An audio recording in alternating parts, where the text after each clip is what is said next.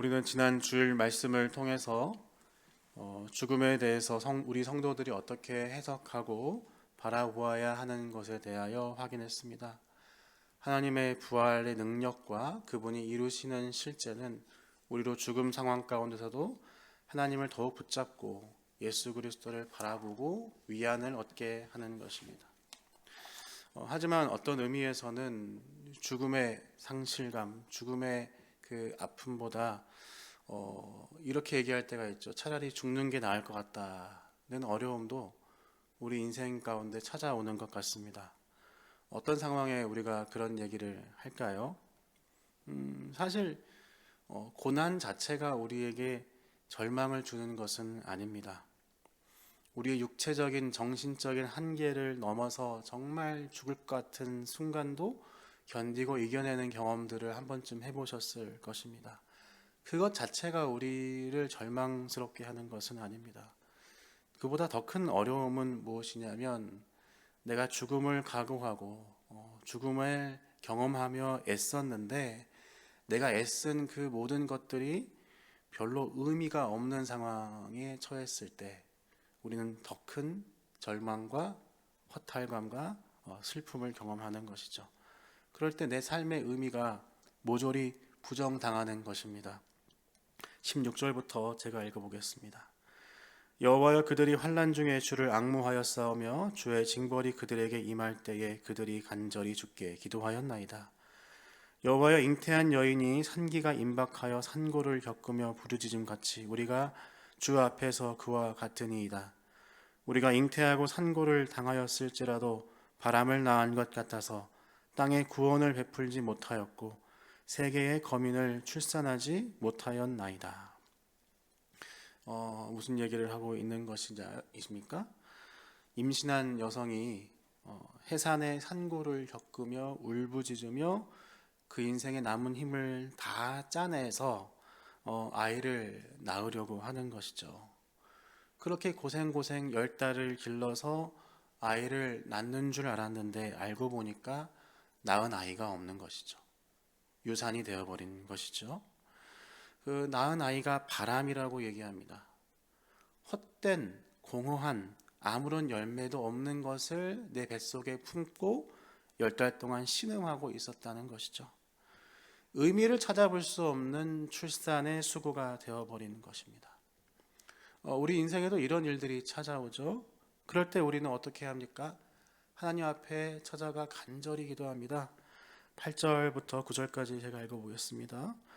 여호와여, 주께서 심판하시는 길에서 우리가 주를 기다려 싸우며 주의 이름을 위하여 또 주를 기억하려고 우리 영혼이 사모하나이다. 밤에 내 영혼이 주를 사모하였은즉 내 중심이 주를 간절히 구하오리니 이는 주께서 땅에서 심판하시는 때에 세계의 거민이 의를 베품이니이다. 우리가 주의 이름을 위하여서 주께서 일하시는 그 역사를 위하여서 심히 사모하며 우리 중심에서부터 간절히 매달리는 것이죠. 세계의 거민이라고 표현된 선한 열매를 나에게 허락하여 주옵소서. 나에게 내 삶을 통해서 애쓴 것에 수고한 열매를 주십시오라고 기도하는 것이죠. 그런데 해산의 수고만 있고 열매가 없는 것입니다. 자녀들을 열심히로 길렀는데 그가 하나님의 의를 배우고 하나님의 사람으로 장성하는 것이 아니라 세상의 사람들이 되어버리는 것입니다. 그럴 때 우리의 삶은 부정당하죠. 13절은 이렇게 얘기합니다. 여호와 우리 하나님이여, 주 외에 다른 주들이 우리를 관할하였사오나 우리는 주만 의지하고 주의 이름을 부르리이다. 하나님께서 우리 하나님이시고 우주의 주인이시죠. 그런데 그분이 역사하시고 그분의 능력으로 선한 통치가 이루어지는 것이 아니라 주 외에 다른 주들, 다른 우상, 성경이 말하는 원리가 아닌 세상의 원리가 그대로 이루어지고 그것이 더 능력 있게 펼쳐지는 것 같은 상황들이 우리 가운데 찾아올 수 있다는 것입니다. 잠깐 저의 개인적인 이야기를 나누고자 합니다. 20대의 저의 이야기를 좀 나누고 싶습니다. 사역자로 서원한 이후에 신앙에 열심히 있어서 교회의 부흥과 안정을 위해서 최선을 다했던 것 같습니다. 신학대학원을 다닐 때에는 정말로 거짓말하지 않고 3시간 정도 자고 했던 것 같습니다. 학교에서 공부하고 마치면 서울에 있는 교회로 가서 거기에서 활동하고 다시 밤 막차를 타고 학교로 돌아오면 11시, 12시쯤 됩니다. 그때부터 밀린 숙제를 하는 것이죠. 그러면서도 정말 열심히 기도했습니다.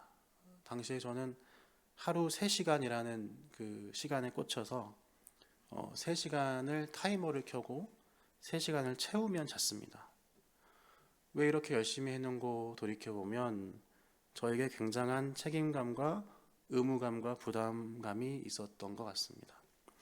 한 작은 개척교회를 섬기고 있었고 그 교회를 정말 아끼고 사랑했기 때문에 충성을 다했던 것 같습니다. 그 공동체를 성공시키고 싶었습니다. 그 공동체의 선한 열매를 맺게 하고 싶었습니다.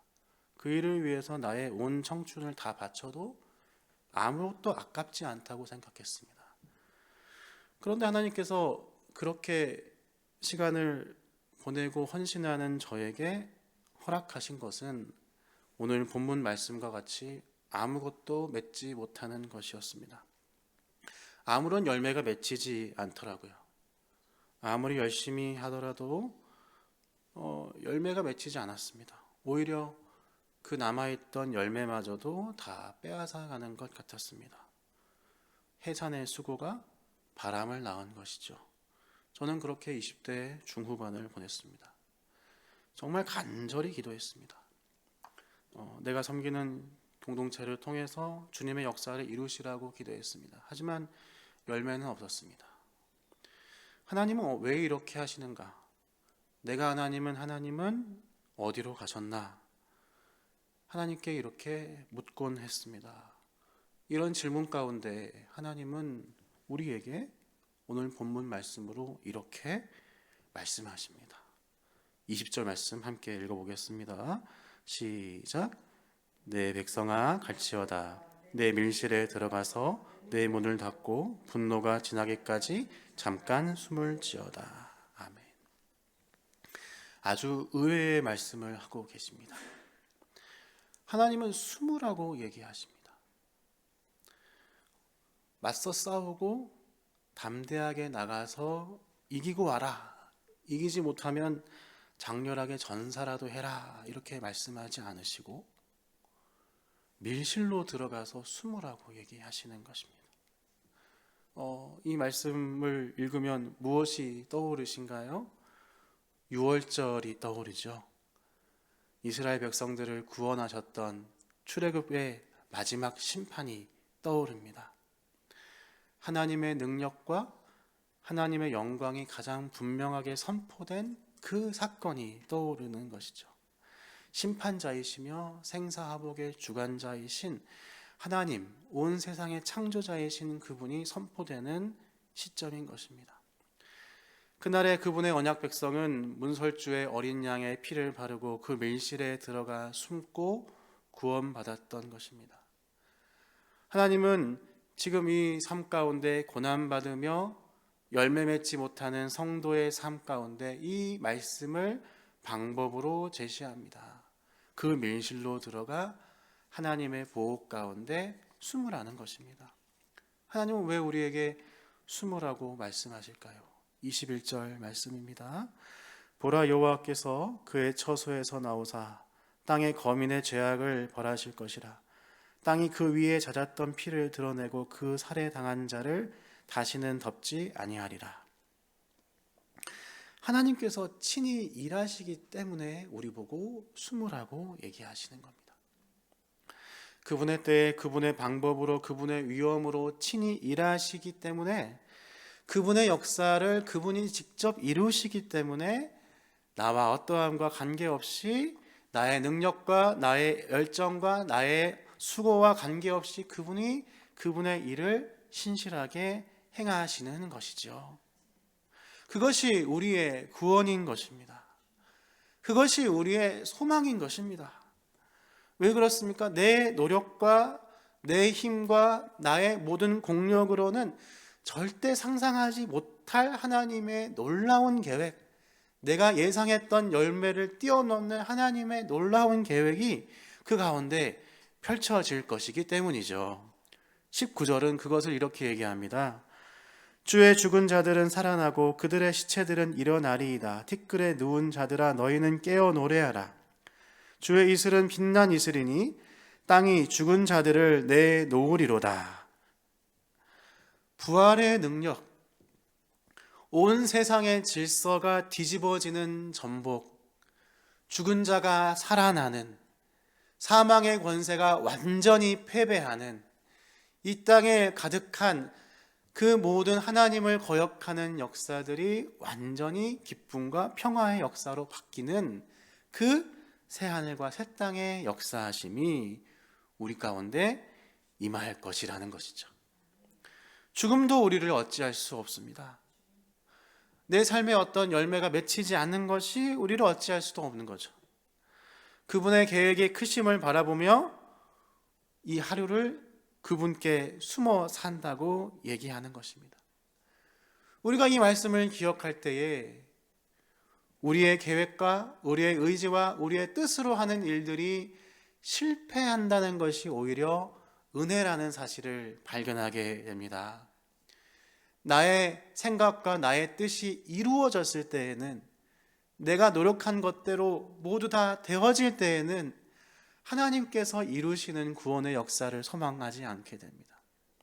그러나 이사야 말씀에서 나오는 것처럼 해산의 수고가 없는 공허한 것 같은 그런 상황 가운데는 그 절망으로 인하여 그 절망을 뛰어넘어 진짜 큰 소망을 허락하시는 하나님의 세계, 부활의 세계를 보게 해주시는 것이죠. 그러므로 사랑하는 형제 자매 여러분, 사랑하는 사람을 상실의 고통으로 잃어버린 그 신음으로 괴로워하고 계십니까? 삶의 무의미함 가운데 신음하고 계십니까? 내가 감당할 수 없는 어떠한 인생의 무게 가운데 신음하고 계십니까? 여러분, 그렇다면 다른 무언 것보다 오늘 하루 예수님께 숨으시기를 축복합니다. 6월절 어린 양의 피에 나의 밀실에 바르고 나와 예수님만 아는 그 밀실, 그 기도의 자리, 그 관계의 자리에 숨기를 축복합니다. 숨는다는 것은 무엇입니까? 온전히 그분을 신뢰하는 것입니다. 내 계획과 내 일정과 내 욕망을 내려놓고 정직하고 겸손하게 그분이 하시는 뜻에 따라 숨는 것입니다. 먼저 그분 안에 안식하는 것입니다. 그 밀실 가운데 만족하는 것입니다. 하나님은 넉넉하신 분이십니다. 하나님은 충분하신 분이십니다. 그분 안에 먼저 기뻐하고 즐거워하시길 소망합니다. 그 안식이 있을 때 우리에게 무엇이 터져 나올까요?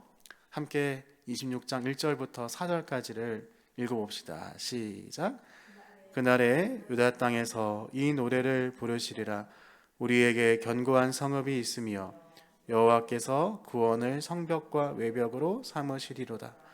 너희는 문들을 열고 신의를 지키는 의로운 나라가 들어오게 할지어다. 주께서 심지가 견고한 자를 평강하고 평강하도록 지키시리니 이는 그가 주를 신뢰함이니이다. 너희는 여호와를 영원히 신뢰하라. 주 여호와는 영원한 반석이심이로다. 아멘. 이 안식이 있을 때에만 우리 안에 노래가 터져 나올 수 있습니다.